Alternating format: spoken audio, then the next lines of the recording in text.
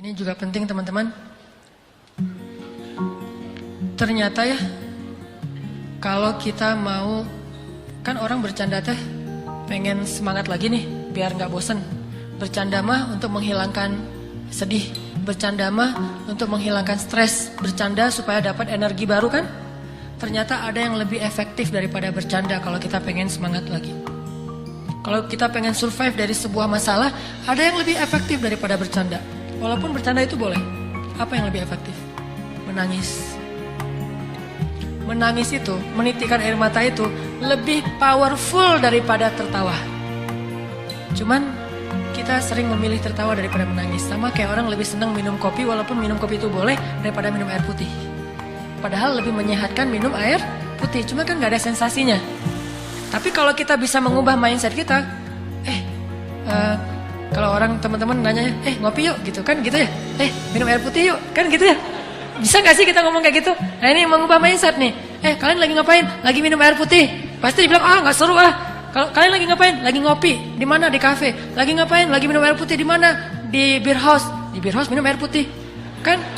Ini kan keren nih, minumnya air putih. Di beer house minum air putih, di kafe minum air putih. Kalau yang masih beer house ya, tapi kalau bisa nggak usah.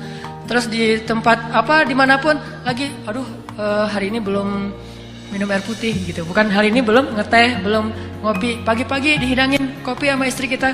Mah, papa mah sekarang udah nggak minum kopi. Papa mah malamnya menangis, siangnya minum air putih kan gitu ya. Wah itu keren tuh, malamnya nangis, siangnya minum air putih. Berarti papa udah nggak bercanda dong. Enggak mah nangis gitu. Jadi air mah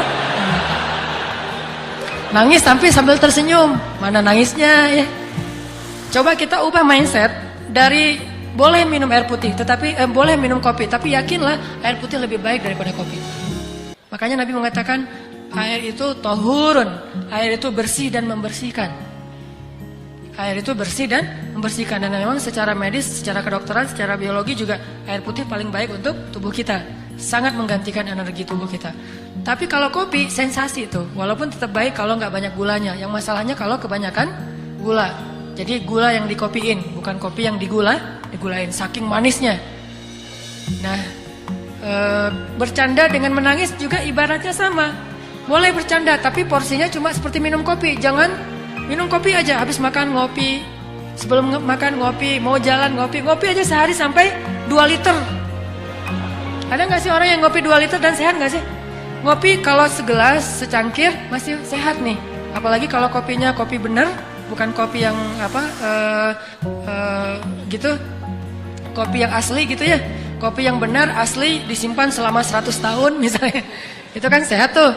Udah gitu baristanya keren lagi. Secangkir, 2 cangkir dalam sehari masih wajar. Bayangin kalau ngopi sehari 2 liter. Kan gak sehat kan? Sedangkan minum air putih minimal berapa liter sih? 8 gelas. Gelas yang mana dulu nih? Bebas aja ya. Nah kalau air putih sehari 2 liter kan sehat. Melancarkan ginjal kita juga jadi sehat, melancarkan pencernaan segala macam lah, auranya juga jadi segar gitu. Sedangkan kopi kebanyakan justru jadi eksotis kayak kopi kan ya.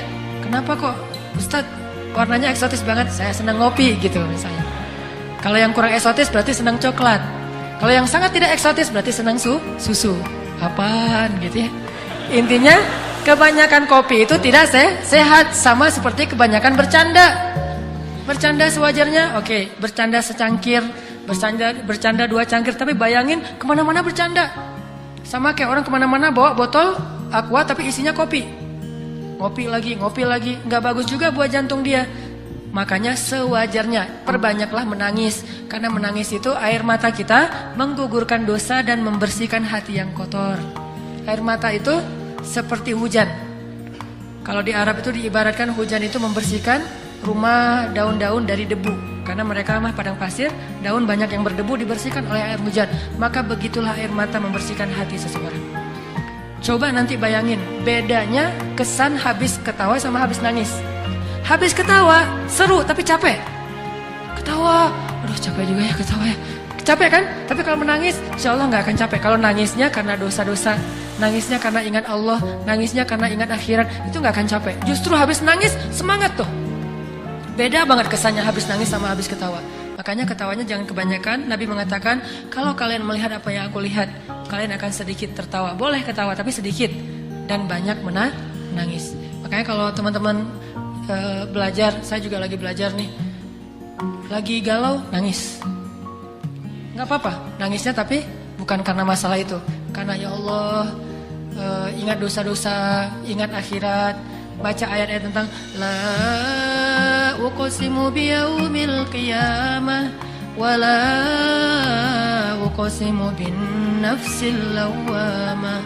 Kita baca ayat itu, kita renungin, nanti saya pada hari itu gimana ya nasib saya. Coba bayangin nasib kita ketika bangkit dari kubur, kita jadi apa tuh? Ketika bisa menangis, berarti mata kita termasuk mata yang diberkahi.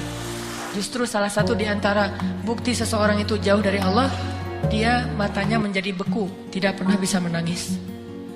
Dan setelah menangis, pasti kesannya berbeda ketimbang setelah ketawa. Makanya kalau disuruh milih, banyakan mana? Banyakan nangis deh. Tapi kenyataannya kita dalam sehari lebih banyak tertawa, hampir tidak pernah menangis. Tunggu nangis kalau udah banyak masalah banget baru nangis. Dan kita waktu itu akan ngelihat, ketika kita banyak menangis, kita doanya lebih khusyuk, sholatnya lebih khusyuk, ngajinya lebih banyak kan ya, energinya nambah kalau kita nangis, kayak dicas gitu. Sedangkan kalau ketawa jadi males. Sampai Nabi mengatakan kebanyakan ketawa itu bisa mematikan rasa di hati kita, gak bisa lagi mendengar kebaikan. Orang kalau udah ketawa terus dinasihatin, pasti dia nolak, bantah tuh. Makanya jangan kebanyakan ketawa, boleh tapi jangan kebanyakan. Itulah teman-teman fikih ketawa. Bagaimana kita menjadikan ketawa kita berpahala, menjadikan ketawa kita itu hadiah buat teman kita, menjadikan ketawa kita itu ikut sunnah, menjadikan ketawa kita itu benar-benar penyegaran tetapi tidak berlebihan, dan hindari ketawa-ketawa yang syubhat, dusta, ketawa yang jahil, ketawanya nyeleneh, hindari itu. Dan jangan juga terlalu banyak sehingga kita tetap bisa menangis di malam hari. Jadi kalau kita udah ketawa, tiba-tiba disuruh nangis agak susah.